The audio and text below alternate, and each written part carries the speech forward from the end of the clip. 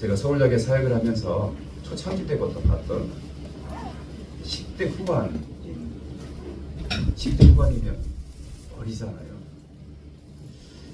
어린 그 친구 한 명이 있었어요, 서울역에. 20몇 년 전부터. 그러니까 어린 나이에 노숙의 삶을 살면서 그 힘겨운 노숙의 삶을 이겨내려고, 그리고 또 이렇게 여기에는 이렇게 알력 다툼이 있습니다. 그러니까 강한 척 해야 됐고, 그리고 폭력적이 될 수밖에 없었어요. 그러다 보니까 자주 교도소에 갈 수밖에 없었고요. 그리고 그 몸에 좀 배어버린 그런 삶이, 그게 몸에 배었잖아요, 그런 삶이. 그러니까 새로운 삶을 살고 싶어도 잘 안 되는 거예요. 그리고 알코올과 그 절망의 그 악순환이 계속 됐고요. 쪽방촌에 이제 들어와서 살게 됐는데, 그러고도 신앙적인 삶을 또 살아보려고 하고, 또 직업을 가지려고도 애를 썼어요, 형제가. 근데 노력해도 길이 보이지 않죠. 제가 만날 때마다 신앙적인 삶을 또 공면하고 기도해주고 말씀을 나누곤 했지만 쉽지 않아요. 그래도 형제에게 늘 해줬던 얘기가 있어요. 아주 그 10대 때부터 지금까지 형제는 소중하다고, 하나님이 사랑하신다, 계속 이야기해 줬어요.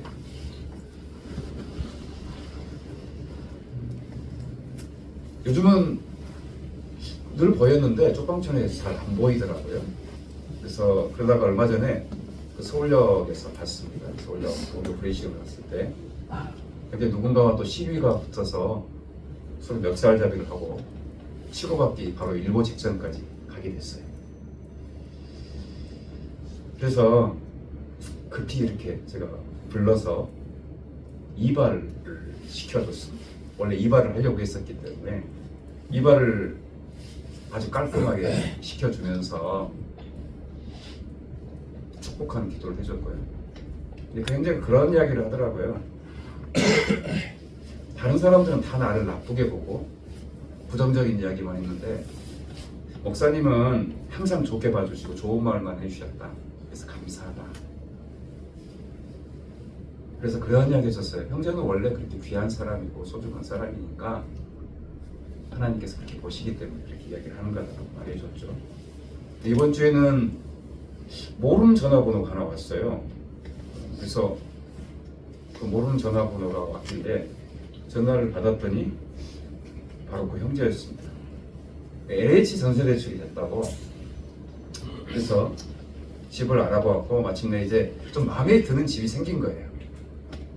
그래서 그러려면, 계약을 하려면 개인 부담 보증금이 필요합니다. 그래서 그걸 어떻게 하다 보니까 준비가 안 돼서, 아마도 준비를 하고 부족했을 수도 있겠어요. 저한테 전화가 왔고 도움을 줄 수 없겠냐고. 그래서 그걸 지원하는 것은 절차가 필요하다라고 해서 교회에 오게 했습니다. 그런데 아직 계약이 안 돼 있고 여러 가지가 미비되어 있었습니다. 그래서 근데 당장 계약을 하지 않으면 그 마음에 드는 집, 아마도 평생 처음 쪽방에서만 살다가 이렇게 LH가 된 거니까 얼마나 좋겠어요. 그걸 놓칠 것 같다 라고 계속 안타까워하는데, 그래서 마음의 기도가 있었어요. 어떻게 할까? 어떻게 하면 좋을까? 그리고 같이 기도했죠. 예수님 안에 행복했으면 좋겠다. 그동안 살아온 삶은 너무나 괴롭고 눈물 나는 삶만 살았기 때문에 행복했으면 좋겠다. 그렇게 기도해주고 또 대화를 나눴습니다. 그리고 주님께서 주시는 마음이 있어서 그 담당자, 그러니까 계약을 하는 그 부동산 업자분하고 이름으로 계좌 이체를 했습니다. 당사자에게 절대 해주는 법은 없습니다. 그래서 확인 절차가 좀 애매했었는데 또 마침 우리 성도 중에 한 분이 그 부동산에서 계약을 한 거예요. 근데 그 계약 당사자 이름하고 부동산 이름이 일치하는 거예요. 그래서 이 친구가 거짓말한 건 아니구나. 축복해주고요. 정말 이제는 행복했으면 좋겠다. 형제가 그 좋은 부모를 만났으면 또는 환경이 좋았으면 이런 일이 없었을 거 아니에요. 그건 스스로의 선택의 문제가 아니거든요.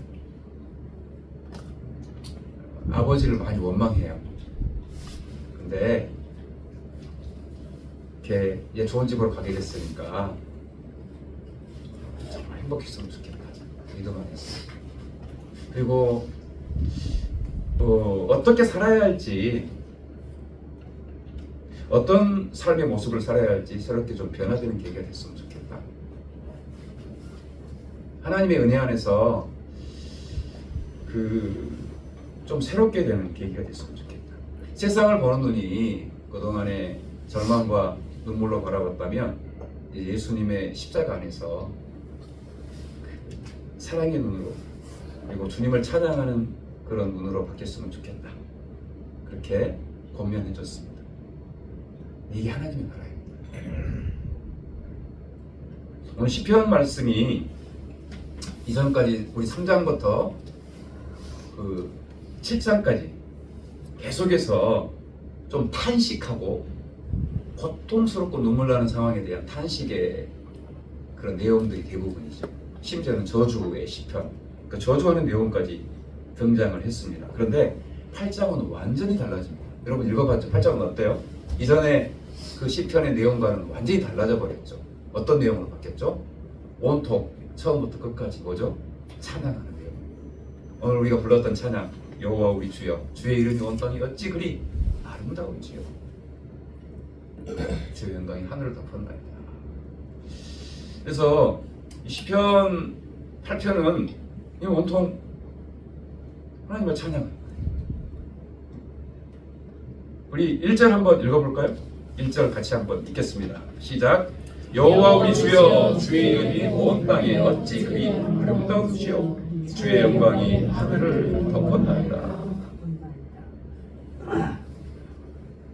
이 찬양이 여호와 우리 주여, 주의 이름이 온 땅이 어찌 그리 아름다운지요 라고 시작이 돼서 마지막 끝은 또 9절은 어떻게 되어 있죠? 똑같아요. 온통 찬양하는 거예요. 주의 영광이 온 땅을 덮었습니다. 이 시편 이 8편은요, 그러니까 이렇게 온통 하나님을 찬양하고 하나님을 영화롭게 하고 하나님의 은혜 앞에 나아가는 내용으로 되어 있죠. 그래서 그 온 땅에 넘치는 하나님의 영광에 그 하나님을 향한 찬양의 넓이와 또 깊이와 길이와 그 광대함을 계속해서 말씀을 하고 있어요. 하늘과 땅 온통 하나님의 찬양과 영광으로 채워져 있다. 그리고 오늘 보면 어린아이와 젖먹이들이라는 내용이 나오죠. 그 입술로 주님의 영광을 찬양한다는 내용이 나와요. 어린아이와 젖먹이가 의미하는 것은 가장 연약하고 가장 볼품없고 가장 낮은, 그래서 하나님을 찬양함이 하늘부터 가장 낮은 곳까지, 그리고 그 하나님의 찬양함이 천지 만물을 짓기 전부터 그리고 영원까지 우리 가운데 하나님이 역사하셨던 그 역사하심, 원수들, 보복자들을 부끄럽게 하는 하나님의 그 영광이 모든 역사를 통해서, 그리고 또 한 가지 모든 피조물을 통해서 하나님을 향한 찬양의 그 높이와 깊이와 넓이와 시간과 그리고 모든 존재들이 하나님을 찬양하고 하나님의 그 은혜 안에 있음을 이 시편 8편은 말씀을 하고 있어요. 그리고 또 중요한 게 있어요. 그런 하나님을 향한 찬양과 하나님의 영광이 그 중심에, 하나님 앞에 영광을 돌리고 찬양하는 그 중심에 누가 있어요? 하나님의 형상대로 지음받은 인간들이 있다는 거예요. 오늘 그것을 말씀하셔요. 근데 이 시편 다윗이 이것을, 그 영광의 하나님을 만나면서 마음속 깊이, 그러니까 그 앞에 내용들은 너무나 눈물 나고 너무나 고통스러워서 하나님 이 상황 가운데 나를 건져주십시오라는 그 탄식과 심지어는 저주의 내용까지 나왔던 그것이 8편에서는 완전히 찬양으로 바뀌어버리는 거잖아요. 근데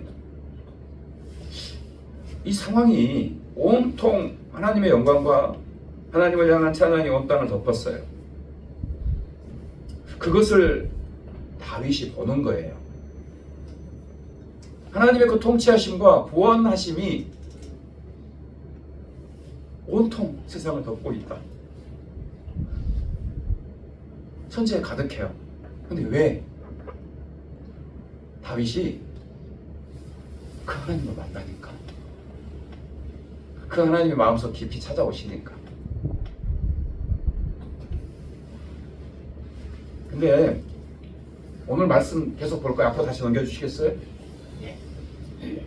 2절 말씀 한번 읽어보겠습니다. 2절 시작. 주의 대적으로 말미암아 어린아이들과 젖먹이들의 힘으로 권능을 세우시며 이는 원수들과 보복자들을 잠잠하게 하려 하심이니이다. 자, 그러면 앞에 자신을 죽이려고 했던 원수들, 보복자들이 있었어요. 그것 때문에 너무 눈물이 나서 이 사람들 좀 어떻게 해주십시오, 하나님께서 원수를 갚아주십시오 했어요. 근데 오늘 이 2절 말씀을 보니까 지금의 이 상황도 누가 있어요? 대적하는 사람이 있어요. 원수들이 있어요. 보복자들이 있어요. 그럼에도 불구하고 광대하시고 영광이 되신 하나님을 만나고 나니까 그런 상황 가운데도 하나님의 영광을 보는 거예요. 오히려 하나님을 찬양하니 그들을 잠잠하게 해버리시는 하나님의 그 영광을 보는 거예요. 그러니까 그 삶의 모든 것들을, 그 삶의 모든 것들이 하나님을 향한 찬양과 하나님의 영광으로 가득 채워져 버리는 거예요. 하나님의 그 통치하심과 구원이 그 삶을 다 가득 채웠어요. 천지를 가득 채웠어요. 왜요? 하나님이 다윗을 만나주셨기 때문에. 하나님이 우리를 만나주실 때, 하나님께서 내 마음 가운데 찾아와 주실 때 우리는 그걸 경험할 수 있어요. 세상이 바뀌어버려요. 이스라엘 백성들이 이집트 땅에서 너무나 고통스럽고 너무나 눈물 나는 종살이를 하고 있었어요. 탄식했어요. 막 눈물을 흘렸어요. 너무나 고통스러우니까. 근데 하나님께서 그들에게 찾아와 주셨어요. 그들을 구원하셨어요. 하나님의 영광을 보이셨어요. 탄식하고 눈물 나고 종살이로 고통스러운 그 400년이 넘는 오랜 기간 그렇게 살아왔던 그들에게 하나님께 찾아오셨을 때, 그래서 하나님이 찾아오셔서 하나님이 그 놀라운 영광을 보이셨을 때 10가지 재앙을 통해서 그들을 억압하고 그들에게 고통을 주는 그 바로와 이집트 땅을 징벌했을 때, 그리고 광야의 그 40년의 그 삶 가운데 하나님께서 너무나 구체적이고 너무나 온전하게 하나님의 영광을 보이셨을 때, 그 하나님의 사랑의 깊이와 넓이와 그 높이와 그 모든 것들을 보고 나서 그들이 하나님을 찬양합니다. 하나님의 영광을 보고 나서 이스라엘 온 백성이, 그리고 모세가 하나님을 찬양해, 그 찬양에 그 기쁨을 올려드리죠. 그게 출애굽 15장 1절부터 나오는 말씀입니다. 전부는 다 읽어드릴 수 없고요. 얼마나 감격스럽게 모세와 이스라엘 백성들이 하나님을 찬양했는지 출애굽기 15장 1절 이하의 말씀.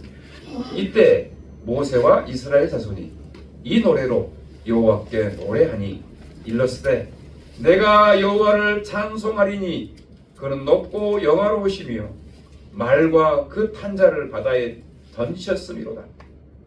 여호와는 나의 힘이요 노리시며 나의 구원이시로다. 그는 나의 하나님이시니 내가 그를 찬송할 것이요 내 아버지의 하나님이시니 내가 그를 높이리로다. 여호와는 용사시니 여호와는 그의 이름이시로다.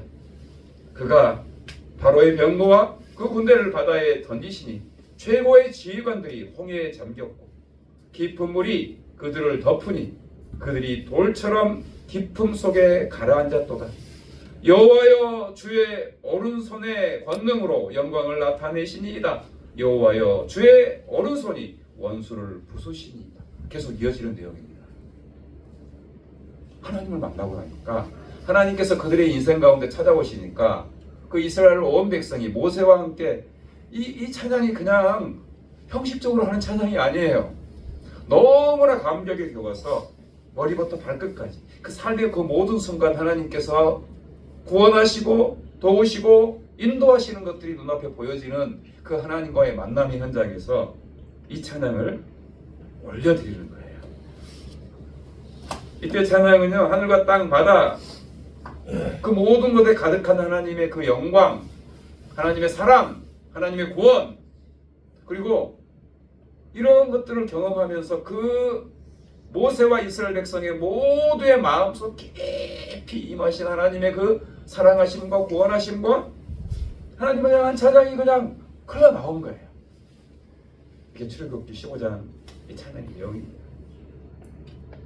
그 당시 가장 연약하고 가장 볼품없었잖아요.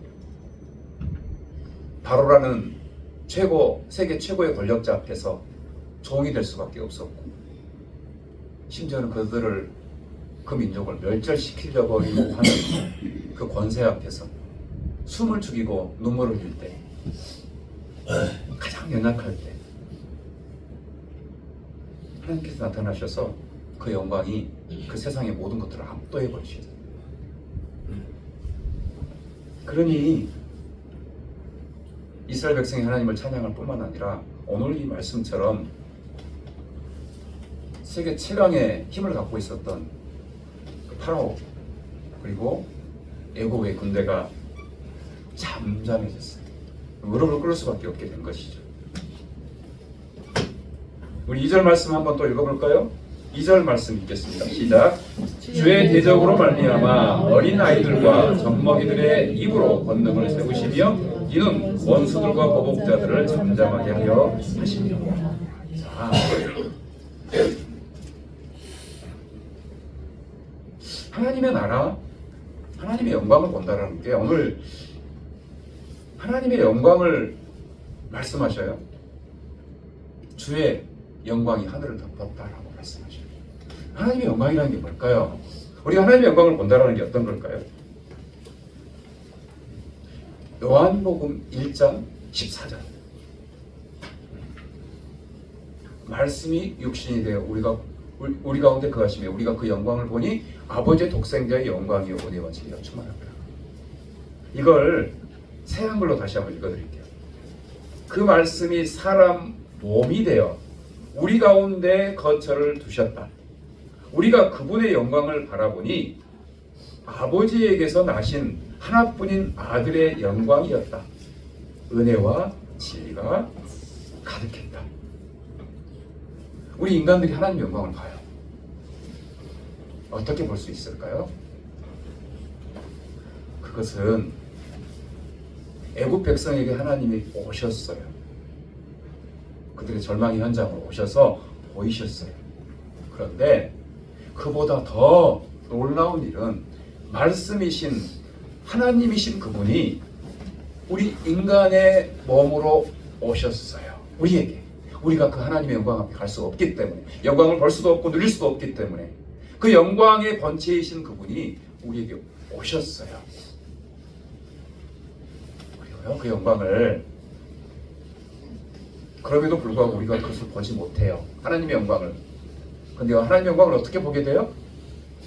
하나님이신 그분이 우리에게 오셨어요. 그래서 하나님의 영광을 도저히 볼 수 없는 우리를 위하여 독생자 예수 그리스도가 십자가에 달려 죽으셨어요. 그래서 하나님과 우리 사이에 있는 그 죄악의 담을 깨뜨려 버리셨어요. 그러니까 하나님의 영광이 우리 가운데 오는 거예요. 그때서야 비로소 그분이 이 땅에 말구에 오시고 그분이 가장 낮은 모습으로 우리의 모든 인간의 죄를 위하여 십자가에 달려 죽으실 때, 그때 그 하나님의 아들 예수 그리스도를 통해서 우리는 하나님의 영광을 보는 거예요. 그렇지 않으면 영광을 볼 수가 없어요.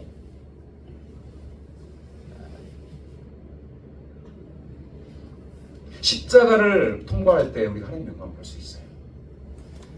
그리고 못 봐요. 그렇지 않으면.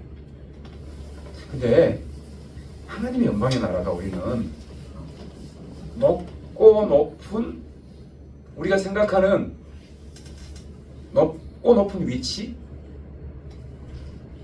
근데요, 하나님의 영광의 자리는 어디예요? 십자가예요. 발구예요. 가장 낮은 곳에서 그 십자가에 달려 죽으심에서 하나님의 영광을 보는 거예요.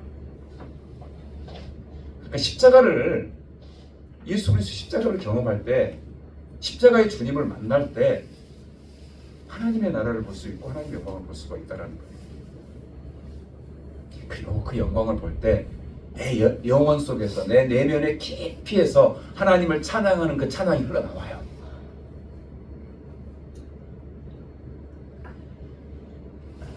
예수 그리스도가 이 땅에 오셨을 때 예수 그리스도를 처음으로 모신 사람이 누구일까요? 누구일 것 같아요? 예? 예수 그리스도를 처음으로 이 땅에 예수님이 오셨을 때 예수님을 처음으로 모신 사람이 누구일까요? 예? 누구일 것 같아요? 성령으로 잉태되신 예수 그리스도를 모신 사람이 누구예요? 마리아잖아요. 마리아가 예수님을 모셨어요. 마리아의 몸을 통해서 이 땅에 오셨잖아요. 성령으로 잉태되셨잖아요. 그 마리아가 예수님을 잉태하고 나서 그 감동과 그 은혜를 누가복음 1장 46절 이하에서 찬양함으로 올려드려요. 예수님이 그의 마음 속에, 그의 삶 속에 들어오셨을 때 아직 어린 나이였을 마리아가 놀라운 찬양을 해요. 예수님을 만나니까, 예수님이 그를 통해서 잉태되시니까, 누가복음 1장 46절 이하 말씀을 읽겠습니다. 마리아가 이르되 내 영혼이 주를 찬양하며 내 마음이 하나님 내 구주를 기뻐하였음은 그의 여종의 비천함을 돌보셨음이라. 보라, 이제 후로는 만세 나를 복있다 일컬으리로다. 능하신 이가 큰 일을 내게 행하셨으니 그 이름이 거룩하시며 긍휼하심이 두려워하는 자들에게 대대로 이르도다. 그 팔로 힘을 보이사 마음의 생각이 교만한 자를 흩으셨고 권세 있는 자를 그 위에 내리치셨으며 비천한 자를 높이셨고 줄이는 자를 좋은 곳으로 배불리셨으며 부자는 빈손으로 보내셨도다. 그 종 이스라엘을 도우사 긍휼히 여기시고 기억하시되 우리 조상에게 말씀하신 것 같이 아브라함과 그 자손에게 영원히 하시리로다 하니라. 그냥 마리아가 사촌인 엘리사벳을 찾아왔었잖아요. 그 두려움 때문에. 성령으로 잉태된 예수님을 잉태하고 나서 마리아와의 그 엘리사벳과의 만남을 통해서 큰 위로를 받죠. 근데 처녀가 잉태를 했어요. 이게 우리는 뭐 그냥 그런가 보다 하겠지만 이게 보통 일이 아니에요. 그리고 앞으로 펼쳐질 고난, 고통 그것들을 생각하면 인간적인 관점으로 본다면 이런 찬양이 나올 수가 없어요. 근데요, 성령으로 잉태하신 예수 그리스도가 그 안에 계셨어요. 그러니까 그 모든 것들, 그 모든 두려움들을 압도해버린 거예요. 그 성령의 감동하심을 따라서 그런 상황에서 이 찬양이 나오는 거예요. 다윗이 그래 한 것처럼. 그리스도가 십자가의 능력으로 우리의 마음 가운데, 우리의 삶 가운데 들어올 때요, 상황에 상관없이 찬양이 흘러나와요. 찬양이 흘러나와요. 억지로 하는 찬양이 아니라.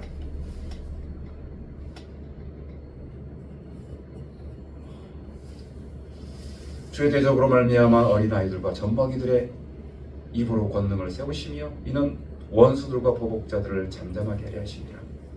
오늘 다시 한번 말씀드리지만 다윗은 이 시편 8편의 상황 가운데 여전히 대적자들이 있었고 원수들이 있었고 보복자들이 있었고, 그런데 구원의 하나님, 영광의 하나님이 그의 마음속에 찾아오시니까 그 모든 두려움들이 하나님을 향한 찬양으로 바뀌어버리는 거예요. 어떤 대적자도, 어떤 두려움도, 어떤 고통도 하나님께서 다스리시고 인도하시는 그 은혜 앞에서 다 아무것도 아닌 것이다.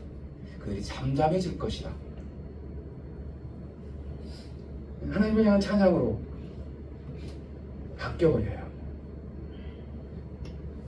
어린아이와 젖먹이들은 연약하고 그리고 부족해 보이고 능력 없는 사람들을 상징해요.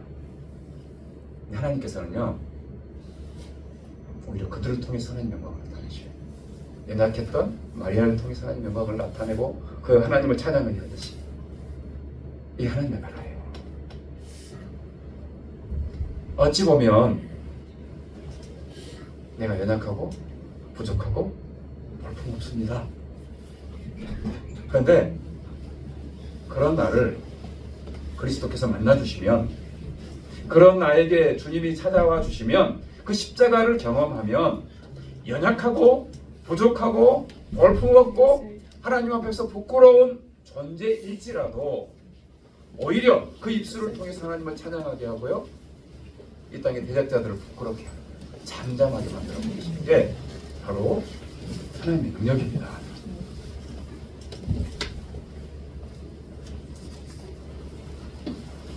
이스라엘 백성이 마리아가 경험했던 그 하나님의 나라를 바로 우리도 떠나는 거예요. 그리고 하나님을 깊이 만나면 세상에 있는 모든 것들을 통해서 하나님을 찬양해요. 우리 3절 4절 말씀 한번 읽어보겠습니다. 3절 4절 시작. 주의 손가락으로 만드신 주의 하늘과 주께서 베풀어 두신 달과 별들을 내가 보니 사람이 무엇이기에 주께서 그를 생각하시며 인자가 무엇이기에 주께서 그를 돌보시나이까. 세상의 천지 만물을 보면서요, 그 모든 것들을 통해서 하나님을 찬양해요. 그게 예수님이 내 안에 찾아오셔서 그 십자가를 통과한 하나님의 자녀가 이 땅 가운데 사는 그 삶의 모습인 것이죠. 내가 그것을 고백할 때, 여러분 아마 하나님을 만나고 예수님을 만나고 나서, 예수님이 나를 찾아오는 경험을 하고 나서 내가 그 은혜를 경험하고 나서 밖에 나왔어요. 똑같은 세상이에요. 똑같은 하늘이고 똑같은 나무들인데 그 하늘이 너무 아름다워 보여요. 그 나무가 하나님을 찬양하고 춤추는 것 같아요. 새들이 하나님을 찬양하면서 지저귀는 것 같아요. 그렇게 바뀌어요. 주의 손가락으로 만드신 주의 하늘과 주께서 베풀어 주신 달과 별들을 내가 보니 찬양이 뭔가 봐요. 여러분 다 경험했을걸요? 하나님을 만나고 나서 세상이 달라 보이고 감사가 나오고 찬양이 나오고 내가 보는 것 모든 것들이, 내가 만나는 모든 사람들이 아름다워 보이고 그 마음들이 여러분의 삶 가운데 계속 되길 축복합니다. 그걸 잃어버렸다면 그걸 회복하기를 축복합니다. 그걸 잃어버리면 감동이 없어요. 감동을 잃어버려요. 봄이 돼서 벚꽃이 피는데도 감동이 없어요. 하나님이 꽃을, 이 아름다운 꽃을 주셨습니다. 이 푸른 잎사귀를 주셨습니다. 하나님께서 오늘 우리 성도들을 만나게 하셨습니다. 이 사람을 만나게 하셨습니다. 이 사람을 만나게 하셨습니다. 내가 보니 그런 찬양함이 내가 모든 사람, 모든 만물들을 보면서 하나님께서 이 사람도 지으셨습니다. 하나님께서 천지 만물을 지으셨습니다. 오늘 내가 호흡하는 이 공기를 주셨습니다. 이 봄날에 벚꽃을, 진달래를, 개나리를 주셨습니다. 이 나무를 주셨습니다. 하나님도 찬양합니다. 이런 찬양의 고백이 여러분 가운데 있기를 축복합니다. 그걸 회복하기를, 그 첫사랑을 회복하기를. 사람이 무엇이기에 주께서 그를 생각하시면 인자가 무엇이기에 주께서 그를 돌보시나이까. 오늘 여기에 보면 사람과 그리고 인자가 나옵니다. 이 사람은 그 히브리어로 에노스라고 해요. 에노스. 에노스라는 것은 연약한 존재, 유한한 존재, 죽을 수밖에 없는 존재. 사람. 그래서 그 욥기에, 우리는 욥기와 지금 이 그 시편 말씀을 계속 연결하고 있는데, 욥기에서 그래서 그 절망의 가장 밑바닥까지 떨어져가는 욥기의 그 내용에서 에노스라는 표현이 많이 나와요. 연약하고 부족함, 그것을 경험했던 욥의 고백이죠.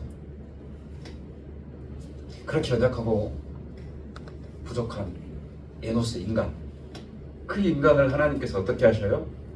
생각하셔요. 이 생각하신다라는 것이 사랑하신다라는 거예요. 관심을 갖고 돌보시고 안아주시고 감싸주시고, 유한하고 볼품없고 부족한, 그리고요 인자는 베나담이라는 거예요. 그러니까 이게 뭐냐 그러면 흙으로 지어진 존재다. 하찮고 보잘것 없는, 나같이 보잘것없는 존재를 돌보셔요. 사랑하셔요. 돌보신다라는 의미가 너무 간단한 게 아니에요. 나의 모든 것을, 나의 생명까지 돌보시는 거예요. 십자가까지. 근데 우리의 모습이 어때요? 유한하고 볼품없고 흙으로 지어진 하찮은, 그리고 죄인, 그런 우리를 하나님이 돌보셔요. 사랑하셔요. 아끼셔요. 그냥 품어주셔요. 이게 극한 대립인 거예요. 그러니까 가장 낮고 가장 비천하고 가장 허물 많은 우리를 하나님께서 사랑하셔요. 끝까지 사랑하셔요. 오늘 말씀 가운데 나오는 내용이에요. 관심을 가지셔요. 그리고 우리를 그리워한다는 표현이에요. 하나님 우리를 그리워하셔요. 우리가 무엇이란데, 우리가 뭔데? 정말 볼품없고 부러진 존재고 하나님을 떠난 죄인인데 하나님께서 우리를 그리워하셔요. 그걸 알면요 감사 찬양이 안 나올 수 없어요. 나의 존재가 무엇인지를 알고 내가 어떤 존재라는 사실을 알면, 그런데 나를 하나님이 사랑하시고 나를 생각해 주시고 나를 돌보시고 나를 그리워하시고 나를 십자가에 달려 죽기까지 사랑하신다라는 사실이 나의 어떤 본질이 어떤 모습인지를 알고 그것을 알게 되면 어떻게 하나님을 찬양하지 않을 수가 있겠어요. 다윗이 그게 느껴진 거예요. 정말 비참하고 볼품없던 자신을 하나님이 들어주셔서 하나님을 존귀한 자녀로 세우시는 그것들을 보면서 찬양 안 할 수가 없어요. 내가 죄인이라는 사실을 오늘 인자 또는 인자 안에서 내가 죄인이라는 사실이 고백되는데 그 죄인인 나를 십자가에 달려 죽으셔서 나를 그리워하시고 나를 사랑하셔서 나를 살리셨다는 사실이 내가 내 마음속에 인정이 되면 어떻게 하나님을 찬양하지 않을 수 있겠어요? 하나님을 높이지 않을 수 있겠어요? 5절 말씀 읽어보겠습니다. 5절 시작. 그를 하나님보다 조금 못하게 하시며 영화와 정기로 그를 씌우셨다. 우리에게 주시는 말씀. 우리를요, 이 말씀은 어떤 거냐 그러면 이 말씀의 의미는 그렇게 연약하고 흙으로 지어졌고 죄인이고 부족하고 허물 많은 존재인데 그런 우리를 하나님보다 조금 못하게 하시고 영화와 정기로 간을 씌우셨다라는 이 의미는 우리를 하나님의 형상으로 지으셨다라는 거예요. 하나님의 형상으로 모든 피조물 중에 유일하게 우리 인간을 우리들을 하나님 형상대로 지으셨다는 거예요.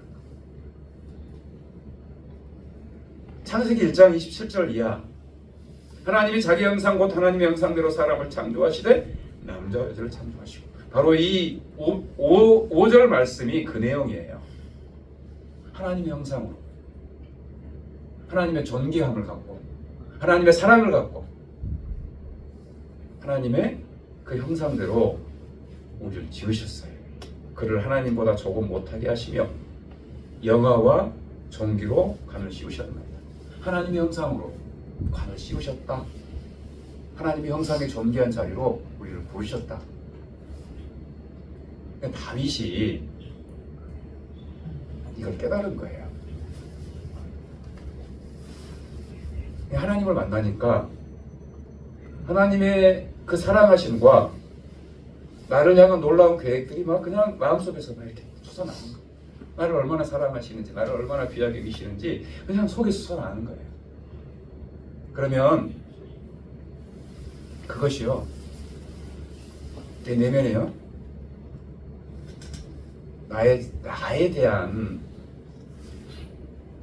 나는 못났다, 나는 볼품없다, 나는 버림받았다, 나는 아무런 가치가 없다라고 생각했던 나의 내면을 지배하던 그런 생각들이 하나님께서 나를 하나님의 형상대로 지으셨고 나를 존귀하게 만드셨고 그리고 이어지는 내용으로 그 하나님의 형상으로 부르신 목적이 하나님이 지으신 모든 만물들을 다스리는 그 일을 위해서 우리를 부르신 거잖아요. 그리고 하나님의 형상을 완벽하게 우리에게 실현하신 그 일이 죄인인 우리, 영원히 죽을 수밖에 없는 우리를 위해서 예수님이 십자가에 달려 죽으셔서 피 흘리셔서 우리에게 영원한 생명을 주심으로 완벽하고 온전한 하나님의 자녀로서 하나님의 형상으로서 우리를 회복하신 거잖아요. 그것을 알 때 어떻게 하나님을 사랑 안 해요? 하나님의 형상으로 우리를 지으셨어요. 28절을 보면 하나님이 그들에게 복을 주시며 하나님이 그들에게 이르시되 생육하고 번성하여 땅에 충만하라, 땅을 정복하라, 바다의 물고기와 하늘의 새와 땅에 움직이는 모든 생물을 다스리라. 사명을 주셨어요. 또. 그 내용이 바로 6절, 7절에 나옵니다. 같이 한번 읽을까요? 읽겠습니다. 시작. 주의 손으로 만드신 것을 다스리게 하시고 만물을 그 발 아래 두셨으니 곧 모든 소와 양과 들짐승이며 공중의 새와 바다의 물고기와 바닷길을 다니는 것입니다. 하나님이 지으신 그 모든 것들을 다스리게 하셨어요. 그리고 발 아래 두게 하셨어요. 그 모든 것들, 모든 만물들을 우리를 하나님의 형상대로 지으시고 우리를 하나님의 자녀로 삼으시고 나서 우리에게 맡기신 사명이 그거예요. 우리가 얼마나 귀합니까? 얼마나 소중합니까?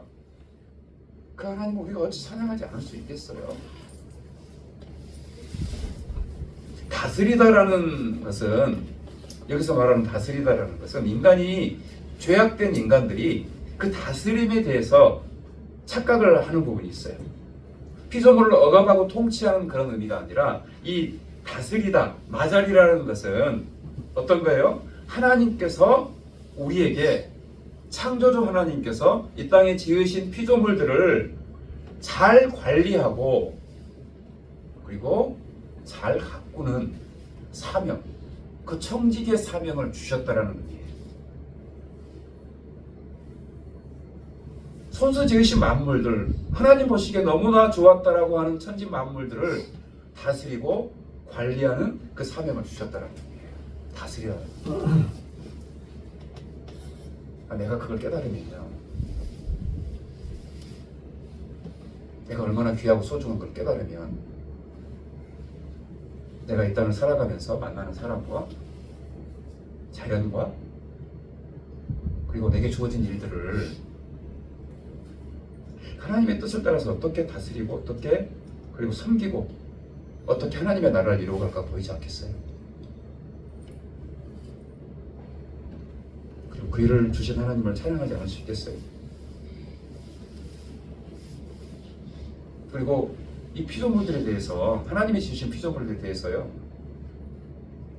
똑같은 피조물로서 단지 우리가 그들을 잘 관리하고 다스리는 사명을 주셨다는 것을 인식하면 내 이웃들, 그리고 주어진 세상의 그 모든 피조물들을 어떻게 사랑하지 않을 수 있겠어요?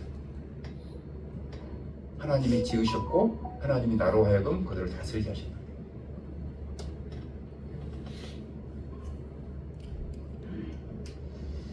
하나님께서 우리를 이렇게 부르셨어요.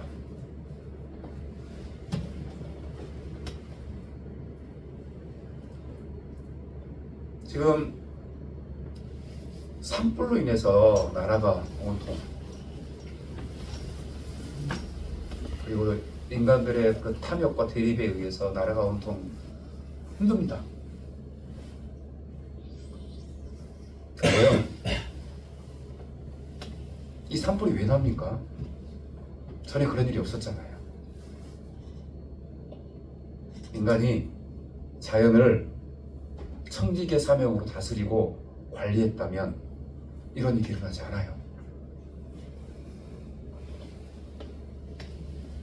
자연을 인간의 욕망과 탐욕으로 다스리고, 그 결과 바다가, 산이 탄식하고 신음하고 있는 거예요. 산불은 자연의 탄식하는 소리예요.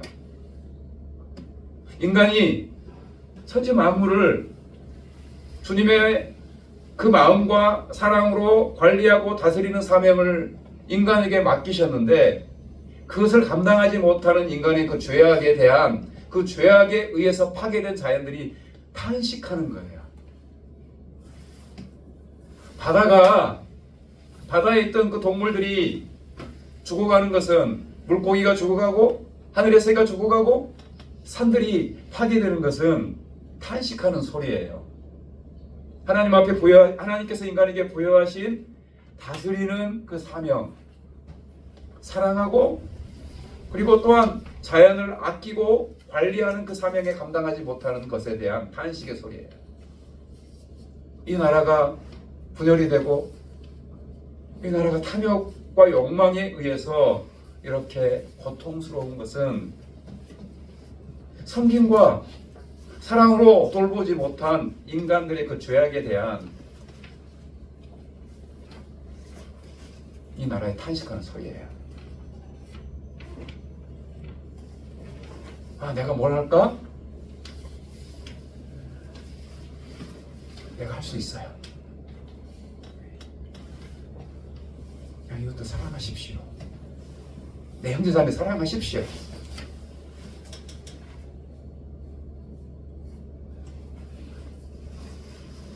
나의 관점, 나의 어떤 생각으로 이웃들을 또는 형제자매들을 바라보는 것이 아니라 주님의 마음으로, 주님의 눈으로, 주님이 죽기까지 사랑하셨던 그 마음으로 우리 형제자매들을, 이웃들을 돌보십시오. 그리고 자연을 보십시오. 남산 가면 늘 그러는 건 아니지만 나무들 이렇게 만지면서 애쓴다, 수고한다, 우리에게 산소 제공하느라고 애쓴다, 이 자연을 아름답게 가꾸느라고 애쓴다, 이렇게 한마디 이렇게 하면서 그냥 손을 한 번씩 만져줍니다.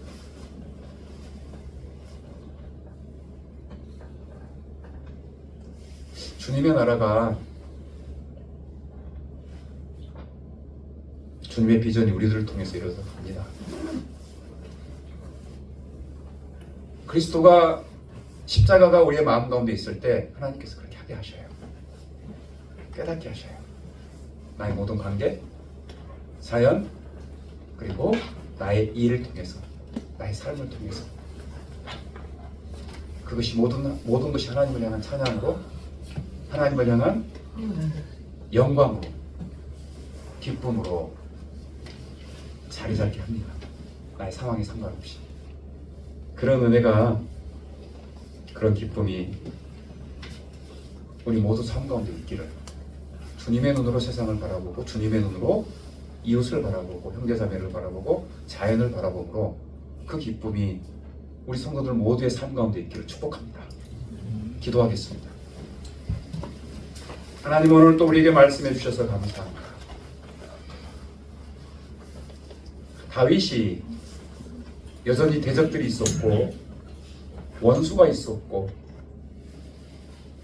그리고 또한 보복자들이 있었지만, 주님의 사랑의 눈으로 주님이 만나 주셨을 때 모든 것들이 찬양이 되고 감사가 되고 주님을 향한 경배가 되었던,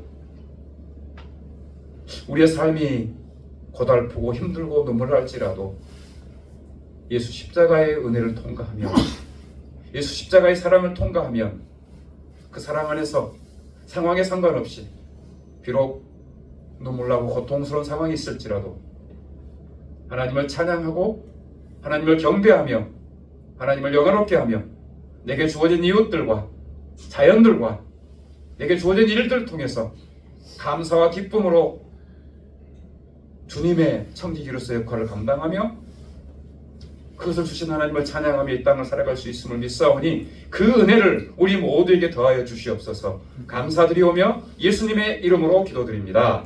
아멘.